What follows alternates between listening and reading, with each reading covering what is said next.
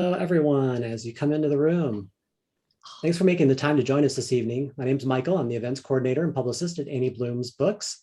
For those of you who aren't familiar with the store, we're located in Portland, Oregon, in the heart of Multnomah Village. We've been around for 42 years now, and we are still going strong. I'm going to admit a couple more people as I tell you about the store. Yay, people are coming in. Welcome, welcome, everyone.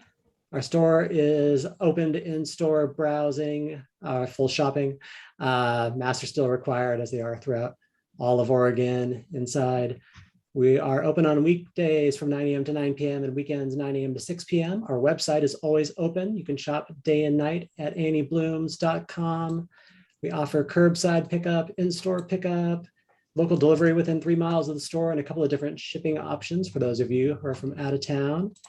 And it's a great place to go and buy the book that I'm putting in the chat there. There's the link to it at our store. We'd really appreciate it if you buy it from us. Tonight, we are delighted to be hosting Portland writer and professor Sarah Doer. I should have asked you how you pronounce your last name, Sarah. Duger, but that's okay. Duger. See, that was like the third way. A very large club. Sorry about that. Sarah Duger. She is going to be in conversation tonight with the book's editor, Vicki Breitbart, and OHSU reproductive endocrinologist, Paula Amato. Sarah is available to sign books with personalization requests, so please include that in your comments when you place your order online. And I think Vicki is also going to be sending us some signed book plates too, if you would like those. I should let you know that the book is currently part of the supply chain backup that's going on. So we are hoping to get the books very soon. We don't have them quite yet. We'll fulfill orders as soon as we are able to get them from the distributor. Let's see. So yeah, after the conversation and readings and all of that, there's going to be a Q&A at the end. Feel free to type your questions into the chat, and I'll be happy to read them to folks.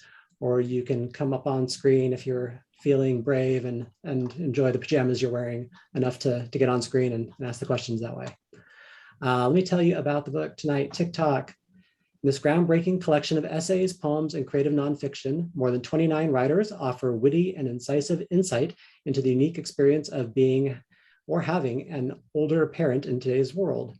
By turns raw, funny, tender, and wise, these stories reshape our understanding of the social factors that impact later parenthood, honor the strength and resilience required to overcome countless challenges posed in healthcare and adoption settings, and relish in the many joys of a parent-child relationship, no matter what age.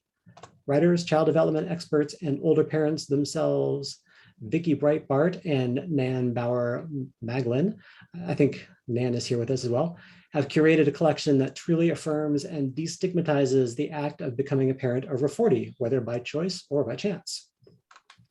So the folks who are with us here tonight, Sarah Duger is an educator, writer, and musician from Portland, Oregon. Her current work focuses on strengthening the pathways for high school seniors into higher education, especially immigrant, first generation, and other historically excluded students through her work as a professor at Portland State University.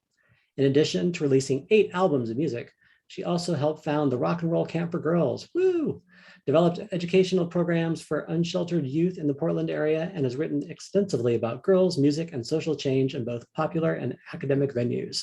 She is currently working on a book of essays.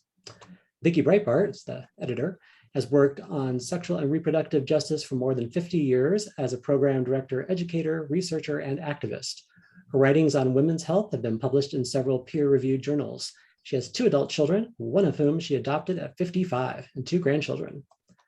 Paula Amato, MD, is a reproductive endocrinologist and professor of obstetrics and gynecology at Oregon Health and Sciences University. She received her medical degree from the University of Toronto in Canada, where she also completed a residency in obstetrics and gynecology. She subsequently completed a fellowship in reproductive endocrinology and infertility at the University of California, San Diego. Dr. Amato's clinical interests include infertility and assisted reproductive technologies. Her research focuses on gene therapy for female age-related infertility. She's a strong advocate for access to infertility care. So welcome. Vicki is going to be up first. Vicki. Thank you, Michael. Yes, I adopted at 55, so this is a very personal thing for me. I'm also a researcher, so when I had several years of being an adopted parent, and I still was getting sort of negative comments about being an older parent, I talked to 20 different people about, did they have the same response? And yes, I found that it was really something we had very much in common. And so I read a piece that I wrote from these 20 interviews, and Nan was there and thought that we should sort of turn it into a book. And now we have 32 people who have really commented on the same issue, and it's quite varied. What I found was that becoming a parent after 40 is really a growing phenomenon. While the general fertility rate, as you may know, in the United States is at a record low, the number of births to women over 40 has increased a lot since 1985. Adoption by older people is becoming more common too. But regardless of this trend, becoming a parent at this, quote, advanced age is not yet generally accepted. Tick Tock asked the question, how old is too old to become a parent? This book is for anyone approaching or over 40 who is considered becoming pregnant, trying to become pregnant, thinking about adoption, is a partner of any of these people, or has already gone through any of these experiences. It includes a poem and a narrative about being a child of an older parent. It also has people who have been pregnant from the ages of 38 to 58 and who became parents through birth, with or without assisted technology, or by having a relationship with someone who is already a parent, or through adoption, which was my case. The authors in the book are white. They are people of color. They come from different backgrounds and cultures. They are men, women, gay, straight. Many have felt stigmatized or chastised because they hadn't had children at an earlier age. They often feel like something is wrong with them. Many have encountered questions. Am I still, did something happen? You're good, Vicki. Oh, I am. Okay, I'll just keep talking then. I can't see you, but fine. Tick Tock seems to counter these negative attitudes while not denying some of the real challenges for those of us who become parents after 40. The authors reveal that becoming parents later in life may mean facing issues of infertility, smaller families, less involvement with their own parents, financial burdens, and additional health issues as they age. But it also brings a lot of fulfillment and joy, and I'll talk about some of that later. The book is divided into 5 sections. The first section asks the question, why did it take so long? Which a lot of the people writing the essays heard. The narratives in Tick Tock demonstrate that changing gender roles and the nature of relationships have affected the timeline for becoming a parent. For heterosexual women, the availability of contraception and abortion contributed to the ability to postpone becoming a parent or having another child. Traditionally, the order has been the relationship first and then parenthood. For some of these authors, however, the right relationship took much longer than they imagined, and for others, they decided to have a child even without the relationship. For gay parents in the book, the process of claiming their sexual orientation took time, and in spite of some social changes, severely limited their parenting options. Tick Tock authors often delayed childbirth or childbearing, not by choice, but rather the result of circumstances outside of their control. While our culture says it honors motherhood, it simultaneously makes it difficult for many to imagine developing a productive work life while raising children, and difficult to feel you can adequately provide for them. The lack of family leave, equal pay, and sufficient childcare hampers many women's dual role as parent and provider. Section 2 focuses on pregnancy. Trying to get pregnant and become a parent after 40, reproductive technology has drastically changed this narrative. For those who have the resources, assisted reproductive technology, or ART, has played an important part. The use of ART has doubled over the past decade, but treatments are not without risks and prohibitively expensive and out of reach for poor and low-income families. Getting you the family you want can have a pretty hefty price tag. Costs range from $21,000 to over $100,000 And only 17 states have enacted laws that require some type of infertility coverage by private insurers. And there is no ART coverage for people with public insurance. Many women with resources can go through several rounds of treatments only to be disappointed. We've also learned that new research shows that male fertility challenges the assumption that this is only a female issue, and it suggests that men also have a biological clock.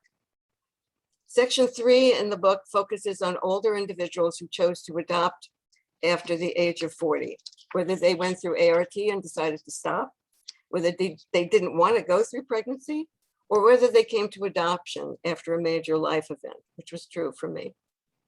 Kinship adoption is an arduous process. Adopting a child who's in foster care can cost even up to thousands of dollars and very likely more. The price tag for adopting can be $45,000 for a domestic adoption and as high as $50,000 for an international adoption, as I did. And then of course, there's also travel. The age of parents is another factor in adoption and can sometimes be a barrier. For several white prospective parents in Tick Tock, regardless of whether they went through a domestic or an international adoption, or whether they used a private lawyer or an agency, or were waiting for an infant or an older child, they found themselves with the prospect of raising a child of a different race and culture different than their own, and respectively raising a child of a different race and culture in our society adds an additional challenge for many of the writers in Tick Tock. Section 4 in the book focuses on how advanced age can impact individuals and their children once they become older parents. Whether the route to becoming a parent by birth or adoption or through a partnership, being an older parent has its unique challenges. Tick Tock authors often found themselves having a hard time keeping up with their younger counterparts. They found themselves with different social references than other mothers with young children and often felt alone and isolated. At times, older parents experienced a larger than normal generation gap between themselves and their own children. While the difference in age between these parents and children have strong emotional repercussions, the confrontation with our own mortality was among the most troublesome for Tick Tock authors. In spite of the fact that in the US we are living longer, when thinking about how much of our children's lives we might not get to experience, Tick Tock parents once again are confronting the odds. Section 5 of the book encapsulates many of the themes that run throughout the entire book, but it focuses on how older parents have found support groups and created their own communities of caring and support to sustain themselves and their children throughout their unique journeys. Some refer to the estrangement they felt from their own families about motherhood. Most did not have the benefits of the more traditional extended family, but they found support from their partners and from friends. And when necessary, they created their own groups in person and some of them even online. Older parents, and that was before COVID, older parents can have difficulty finding a community and a place where they feel they belong. Going against society's norms makes it more important for older parents in this book to acknowledge their interdependence and to find or create their own communities of support. Overall, the positive stories in Tick Tock underscore the inequities that exist in being able to successfully deliver healthy babies and to raise healthy children when you are over 40. These individuals in the book could afford to try different methods of ART. They could find the best medical providers when they were pregnant. They had the means to pay for adoption services and international travel sometimes, as I did, when necessary. These older parents had the opportunities and privilege, the health and emotional strength, financial means, and family stability to make it work. The feminist and social justice movements of the past decades laid the groundwork for confronting traditional social norms and notions of the family. The increased number of older parents challenged the notion of who can become a parent and when, and it exposes the inequities around age, race, class, and gender. By their very actions, contributors to Tick Tock call for a new narrative and for radical change. for attitudes and policies that can foster a caring environment for all children, regardless of their parents' age or their circumstances. For those who are in the process of becoming parents over 40, Nan and I hope that Tick Tock will help make the process feel less ominous and if not easier. For those who have already become older parents, we hope this book will be seen as an appreciation of your life experiences. We hope this book can support people trying to get pregnant and going through their infertility treatments, if that's what they desire after 40. We hope it can assist people over 40 who wish to adopt and will affirm parenthood at any age. Thanks very much. We're now going to hear from Sarah, who's actually in, I think, chapter number 2 about pregnancy. Thanks, Vicki. That was really great. I love hearing, just hearing how the narratives in this book inherently politicize the issue of parenthood, and which is not always the case. I want to thank Annie Blooms for hosting us, and also this, speaking of communities of support, like the people who are here are so important to me, and I just practically want to cry because I feel so excited and happy that you're all here. The first time a stranger called me grandmother of my own child, I was in a Midwestern airport hauling my 2-year-old to a connecting flight. I was purchasing a bottle of water and the baby was having a tantrum. I put her on the floor to let her shriek and flop around, as you sometimes have to do, and calmly made my purchase.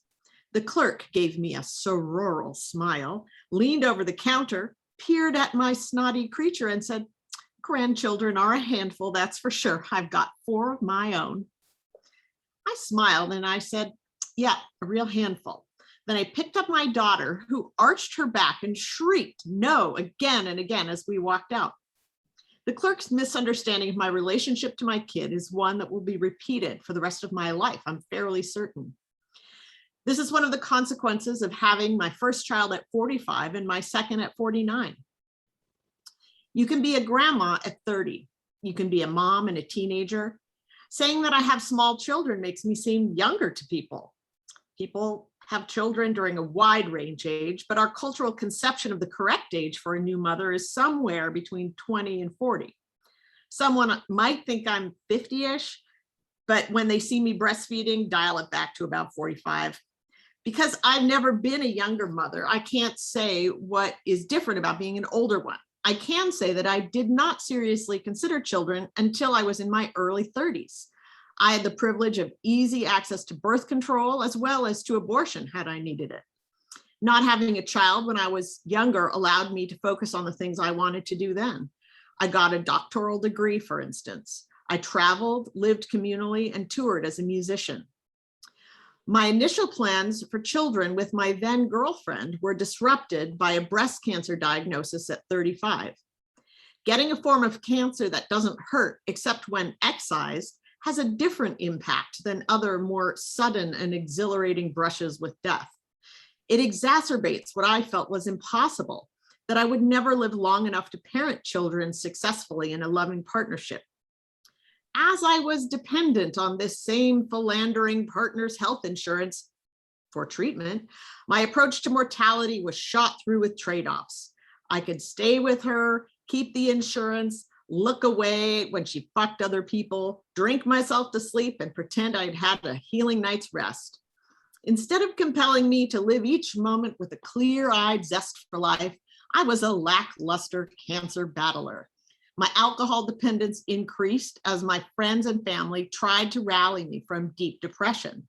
My drunkenness was an inarticulate demand. Recognize my suffering, see me.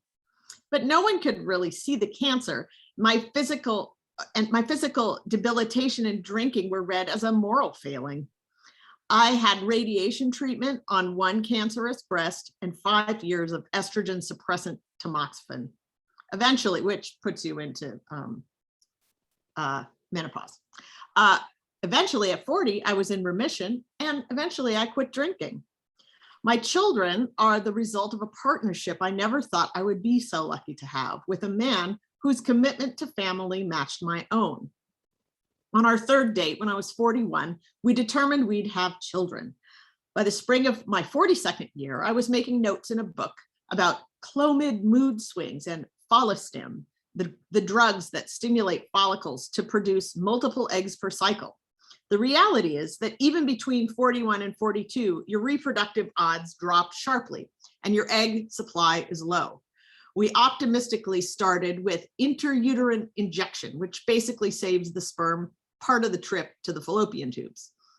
After this failed, we ratcheted up quickly to IVF, and my notes in my book become more dire. Anxious, headachy, spaced out, gassy, tender, bloated, crazy. As unpleasant as all this was, it was less horrific than my life as a drunk cancer victim had been. When you do IVF, you think you are going to be the miracle person whose eggs just need a little prodding. I learned I was no miracle person. After 2 IVF rounds, we decided to pay someone young for her eggs, a process gently mislabeled as donation.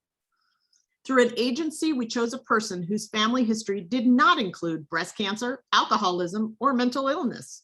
She sort of looked like us, Northern European, and her photographs demonstrated penchant for dressing in costume, pirate lass, fortune teller, clown.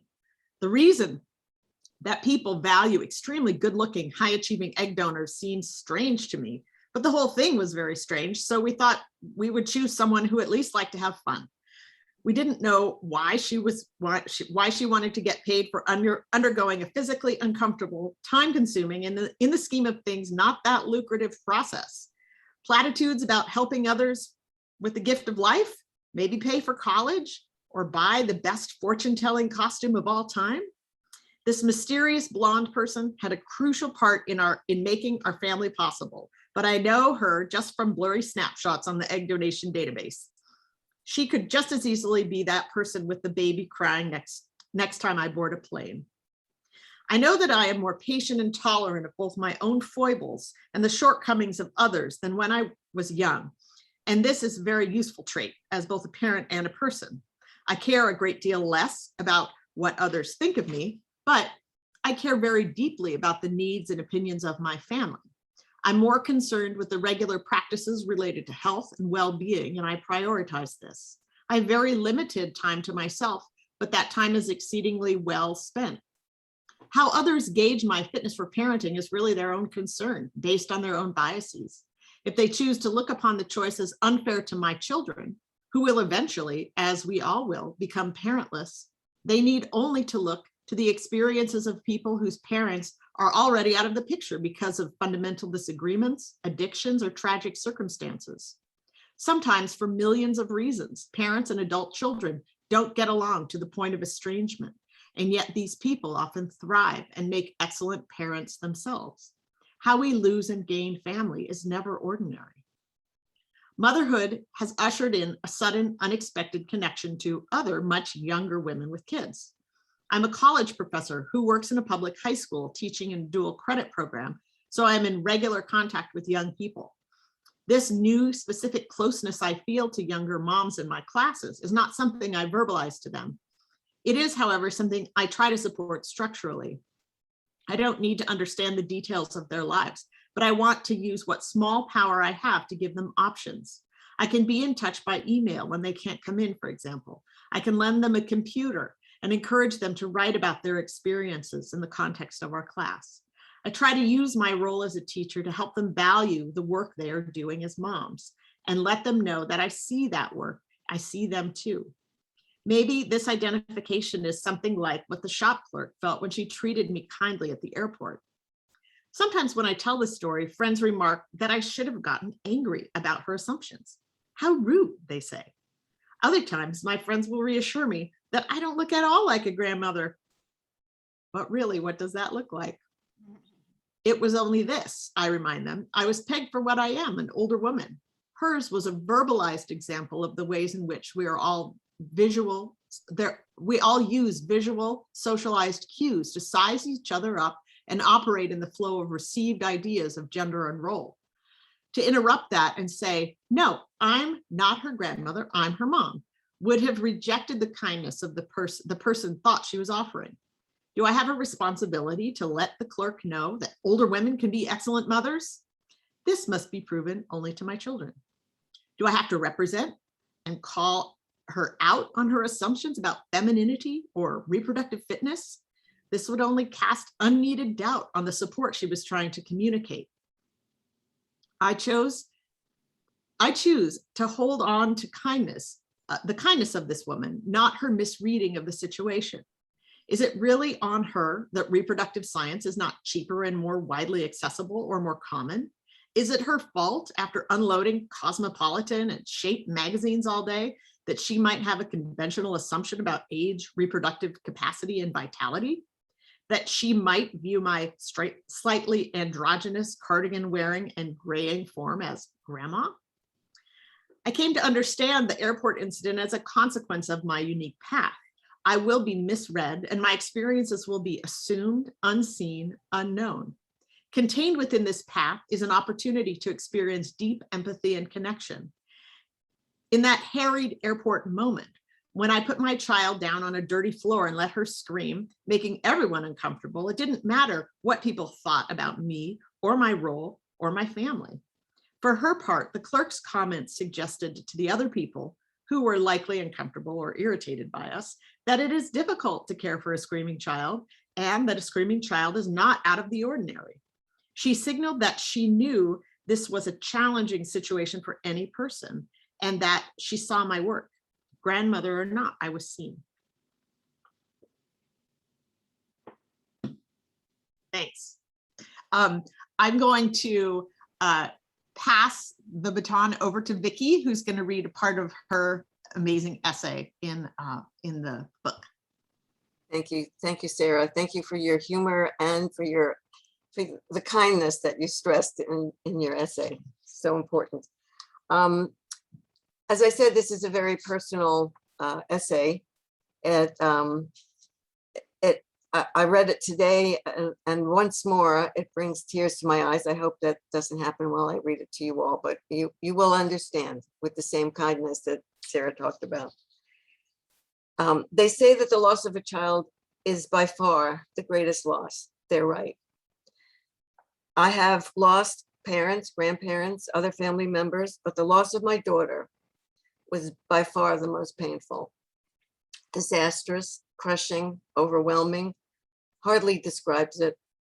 When you lose a parent or a grandparent, you mourn for the past. When you lose a child, you grieve for the future that will not be.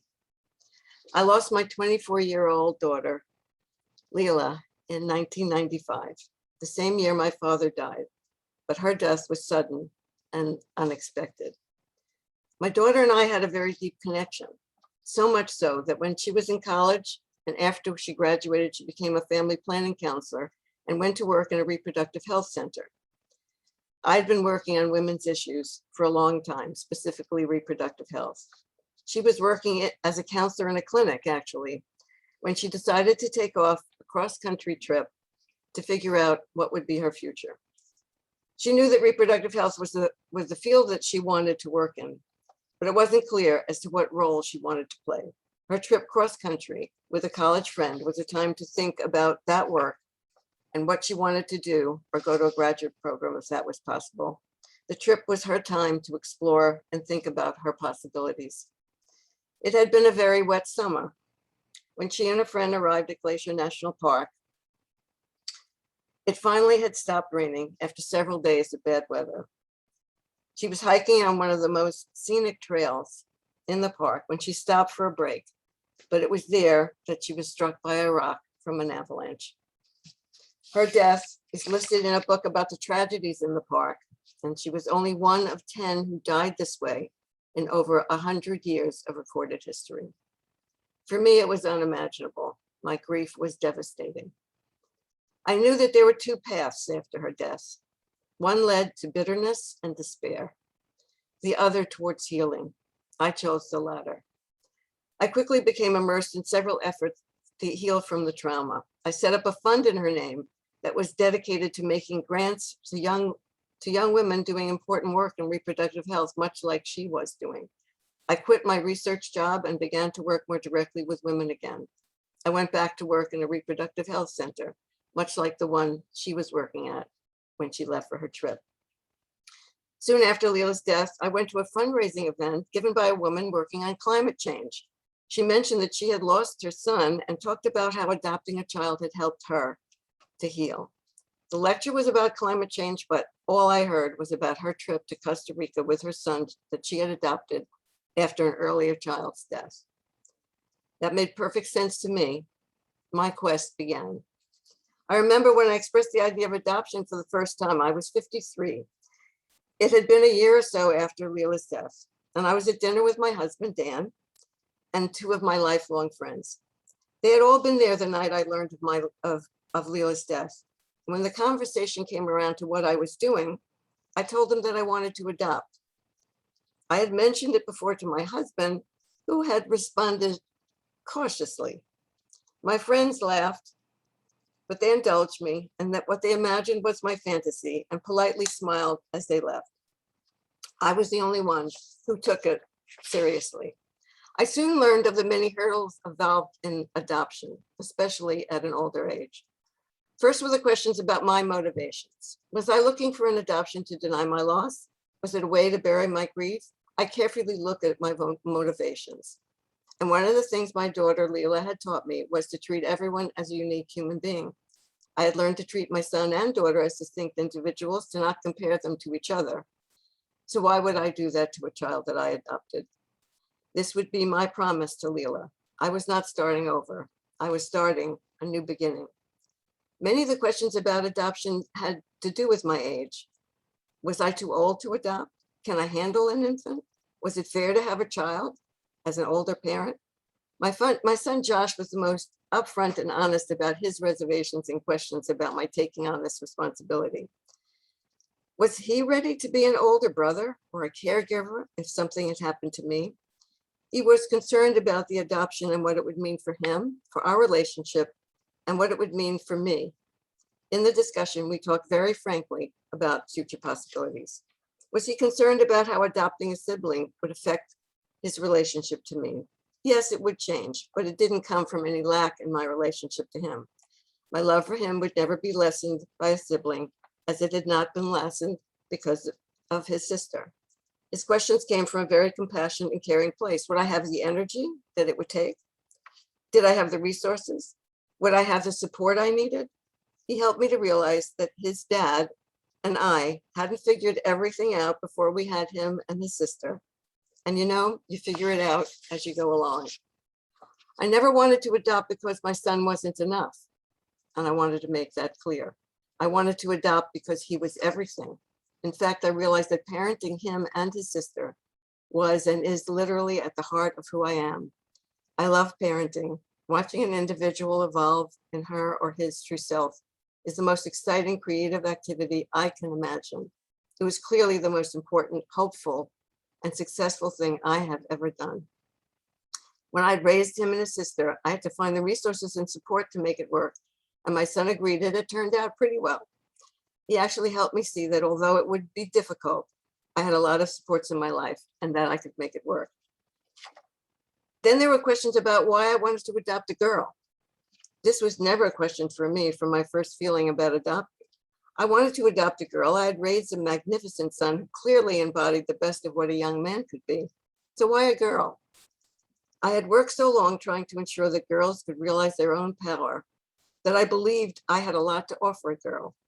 Seeing a young girl become an independent, loving, powerful person was a significant part of the future I had lost and the future I wanted to have. Though I look at all these questions very seriously, and I took them very seriously, they never changed my feelings about wanting to adopt a girl, and to adopt at 53. Nonetheless, I still thought I was going into the process with my eyes open, and I was not prepared for the reality of the adoption process. I had no idea how complicated it was going to be. The most rigorous part of the adoption process was the one-to-one interview. So the social worker grilled us for hours. Having lived half a century, there was a lot to discuss. She raised questions about how prepared we were to raise a child from another culture, and most likely of a different race. We assured the social worker we'd be mindful of these various serious concerns, but I wish we had been better prepared for this. We attended a workshop about cross-racial, cross-cultural adoption, but we only learned the real significance of these issues over time. I also was worried in that interview, actually, that they would find out that I had been arrested, but it turned out it was only a misdemeanor in retrospect, so they allowed me to go ahead with the adoption. I was 55 years old and my husband was 53 when we flew to Guatemala City to meet our daughter, who was already 5 months by the time. I knew this would be challenging, but I never doubted my decision to adopt. I felt that my age had given me the experience I would need to parent my daughter, who we would name Maya. I knew we were in store for many hurdles, but we felt prepared to love her unconditionally. Adopting later in life made me more aware of the shortened amount of time I would have with Maya as compared to what I will have with my son or what other younger mothers have with their children. I am saddened that I may not get to spend much time, if any, with Maya's children. She may not have any, but she told me she might adopt as compared to my son's children. I think Leah's death and my age may have made me more overprotective than I was with my first two children, but I also believe it's made me more appreciate the time I do have so much more. I never cease to be grateful for the gift of parenting at this stage in my life. Several years after my daughter Leila died, I planted a tree in Prospect Park, which is our neighborhood park, in her memory. As many of my friends gathered around for the ceremony, I wanted to say something to all those who had had so many doubts about my motivation and my decision to adopt after this traumatic event. I felt I needed to address their concerns about whether the adoption would mask my grief or diminish my love for my first daughter. A friend who was there recently reminded me that what I said as I stood there around the tree. I said, if Leila taught me anything, she taught me you could never bring enough love into the world. My daughter Maya is now 20 and has evolved into her own amazing person. She and the daughter I lost are so different and exceptional in their own ways.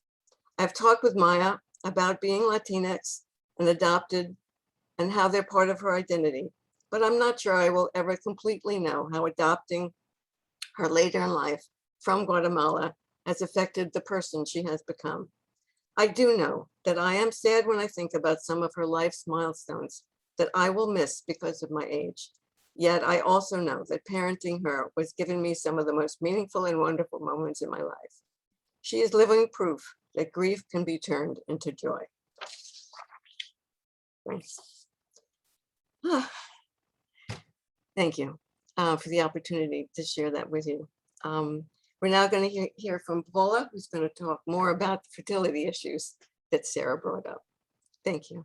Thank you, Vicki and Sarah, for inviting me. So glad to be part of this event. I really enjoyed reading the book, and it was a wonderful reminder to me that there's so many ways to build a family. Of course, I see patients who require medical assistance to create their families for one reason or another. Maybe they've tried on their own for years and haven't been successful, or maybe they're single and are in a same-sex relationship and needing to use donor eggs or donor sperm.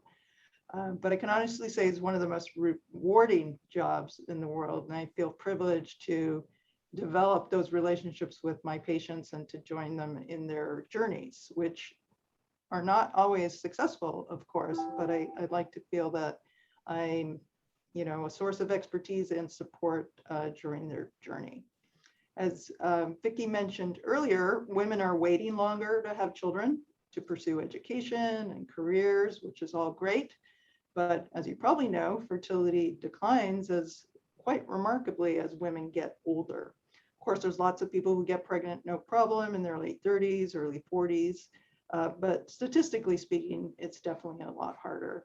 And in addition, the miscarriage rate increases, not to mention the medical risks associated with pregnancy at an older age. So those are some of the patients that I tend to see. And I'm glad there's more awareness and more education out there about the decline in fertility that occurs with age. And luckily, in the last several decades, we've had assisted reproductive technologies, which are very successful in treating infertility, but not always successful. And the success rate does decrease as women get older. And Vicki also mentioned men, and we're learning more about men as well, that does appear to be a decrease in fertility success rates as men get older also. And there's an association, we think, with some autism spectrum disorders and perhaps some other psychiatric issues with older paternal age. In any case, for a lot of patients, ART is successful, but as Vicki also mentioned, it's very expensive and not accessible to everyone. So it creates a lot of access disparities. And that's one of the things I'm most passionate about, to try and change that. And one way is legislative efforts. As Vicki mentioned, there's only 19 states currently that offer fertility coverage. So, spend a lot of my time trying to change that, or to get employers to cover IVF so that more people have access. What else? There's egg freezing now, which is a wonderful thing, but it's not a panacea. And I see many young women in their early to mid 30s, maybe not in a relationship, wondering whether they should freeze their eggs. And I give them the facts. It's the success rate. It's definitely not a guarantee. It's expensive as well, but it's definitely an option. But despite having that option available, I think we have to do more about changing public policy to support women to be able to have their children during their peak productive years, ideally. So that might involve paid family leave, flexible work schedule, subsidized daycare, and those are also things that I support and I'm working towards. But I love what I do. Like I said, it's very rewarding, and I wish it was always successful. But it's not. And I think one of my roles is just to educate people about their fertility, especially starting at young ages, even in school, and to help them achieve their goals. And when it's not successful with ART, there are certainly other options, although I don't see adoption, for example, as a treatment for infertility per se. I think people should adopt if they want to adopt.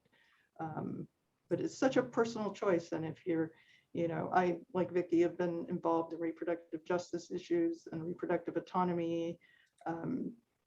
And one thing I learned with what I do is that you never judge people's reproductive choices. They're very personal, and I try and support everybody's choice, even sometimes there wouldn't be the same choice I make, but I like to support them.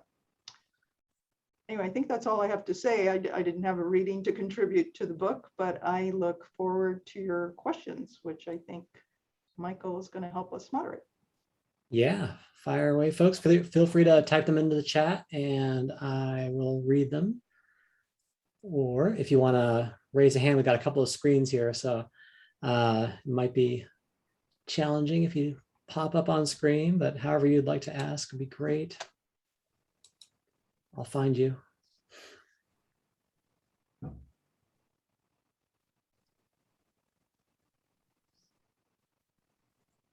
Questions? Don't be shy. I'll ask a question. Oh, great, man. Thank you. I mean, some of this was covered, but maybe you can talk a little bit more. A lot of the people in the book were asked, why did you wait so long? Why did you choose to wait? Can you talk about choice? And I know, in your essay, Sarah, you did talk about what kept you, for a while. Talk a little bit more about choice and not choice, and the positive parts about being an older parent, but those are two different questions. I'm interested in the choice issue.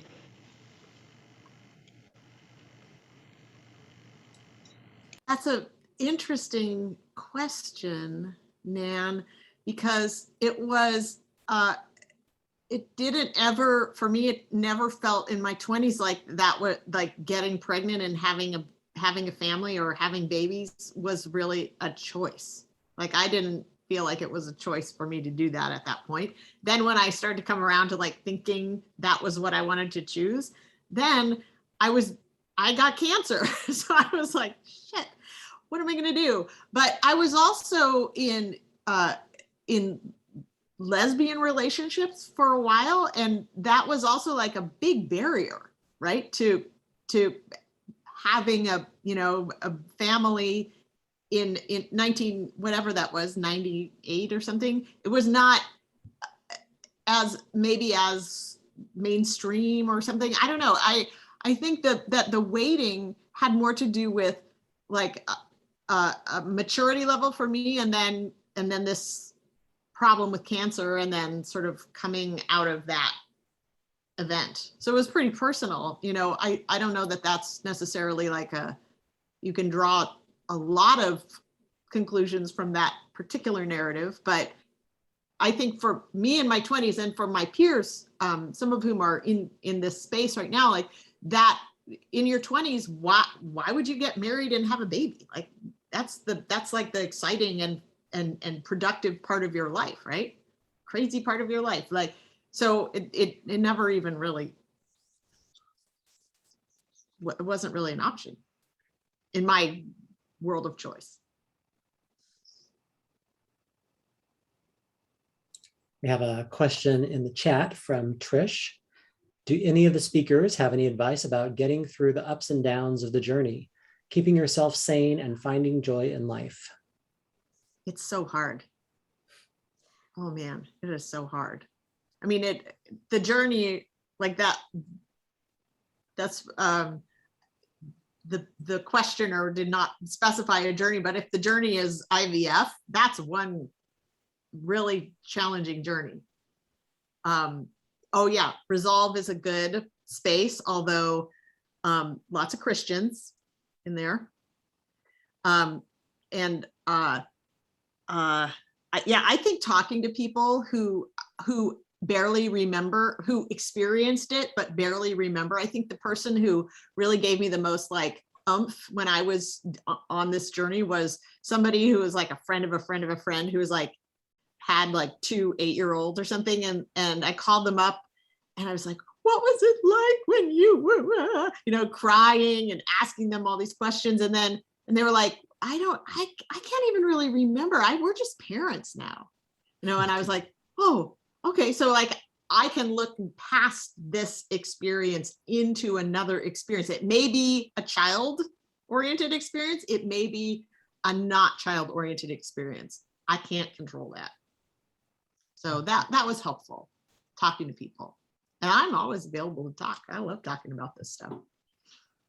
Yeah, I'd like to add something sort of similar. I mean, even though my circumstances were so different, but I think in the book, several people talk about needing the kind of support and needing a sense of community, as I said, which was sort of the last part in the book, and not feeling like the odd person out. My daughter, I had been very involved in starting daycare centers and writing about daycare as an important piece. And I was involved in a community-run daycare in Brooklyn, where I live. And lo and behold, there were several older parents, and they were older parents who had adopted.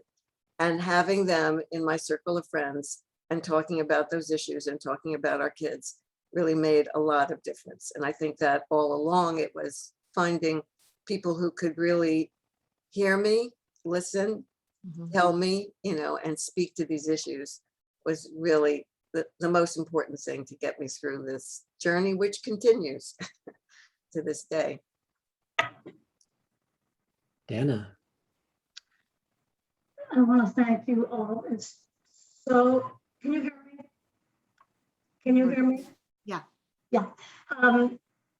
What you have to say is, all of you, so important and so interesting, and it gets to the heart of so much. And on the the subject of choice, my mother found herself pregnant at age 45 in 1965, which would be 2 years before Sarah was born, if I am correct. And her doctor at Kaiser said, of course you want to terminate. Her husband, that would be my father, said, are you crazy?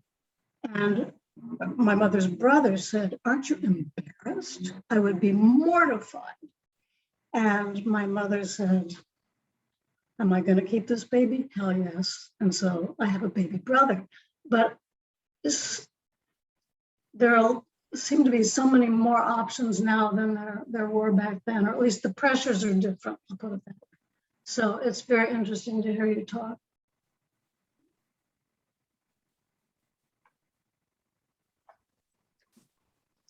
Frank, did you have a question? I saw your hand go up at one point. Hi. Wow, I just want to say that I love this book, even though I can't wait to read it. And I loved both of the readings. I was very moved. And I'm adopted, and I'm an adoptive parent from another country. My daughters are from another country, another culture. And I appreciated both of you sharing the experiences, and I can't wait to read all the other experiences in the book. I think it'll be incredibly helpful to older parents. And I also did not become a parent until I was 40. So I really identified with everything that you were describing as you were just, going through all the chapters of the book and then sharing your personal experiences.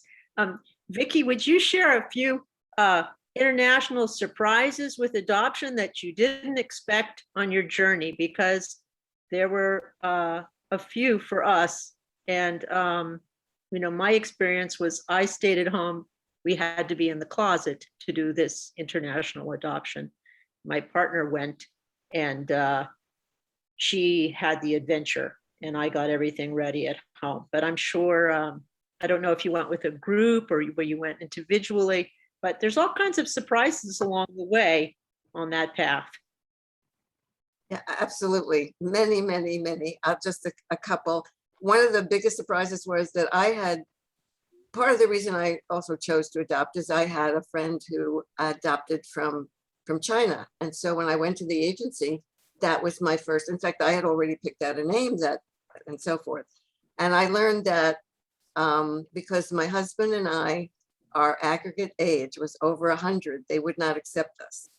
So both of us being over 50, China was out. That was number one.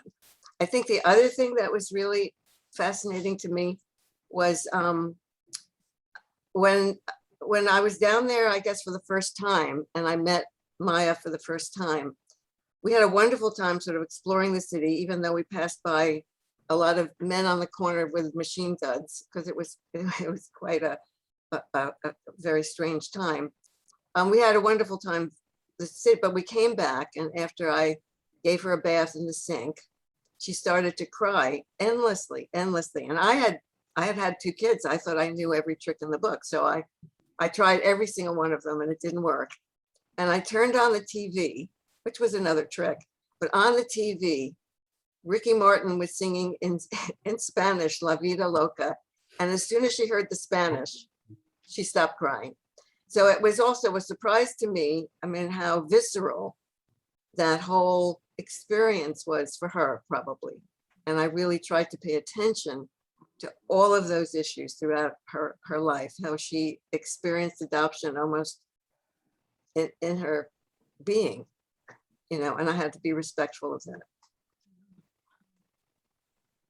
Thank you.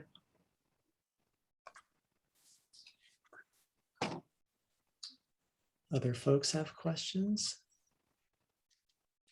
I'll ask another one. Yeah. And it's related to how do you get through this whole process and what's the value of the book. And Obviously, I think writing is so important in sharing your stories. And I wanted to know from Vicki and from Sarah, how did the writing affect you? Did you learn something about yourself? Did you learn about older parenting? What did you get new insights? And also, I don't know how old, Sarah, your children are now. Did you show your piece to your child, or will you show your piece to your child?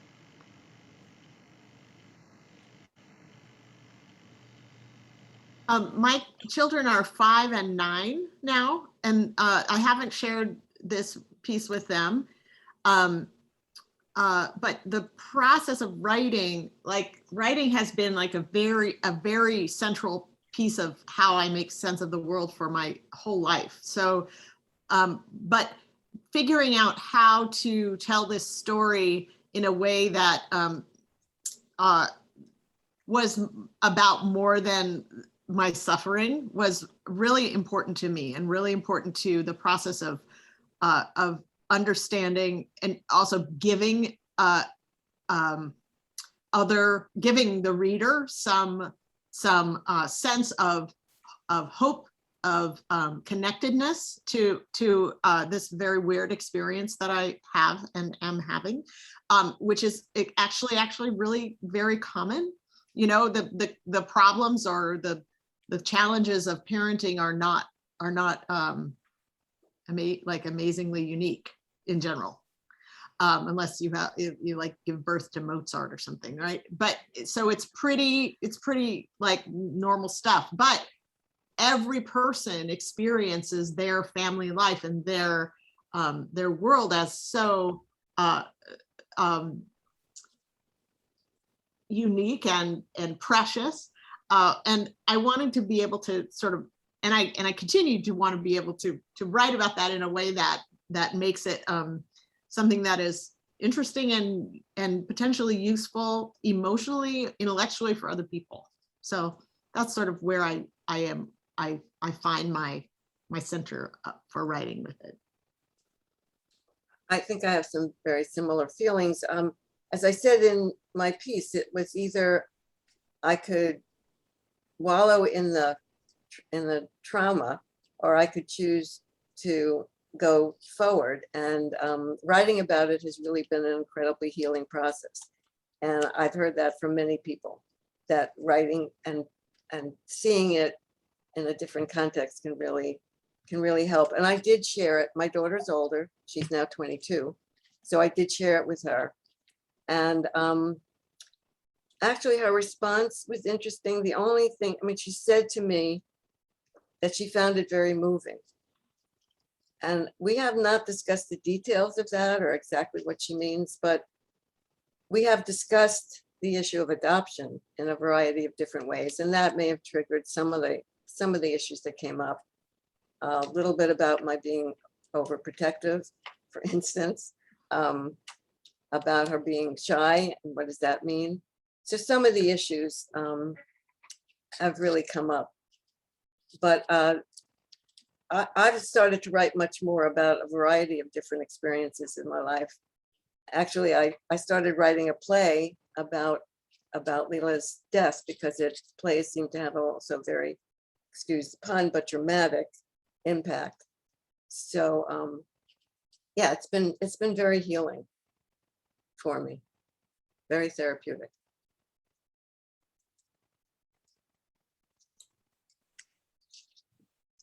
All right, well, it's coming up on about an hour, and unless anyone has last question, this is being recorded, as I probably told you when you came on, and I'll be putting this up on our YouTube channel later. For those of you who weren't able to make it, you can share it with friends and family.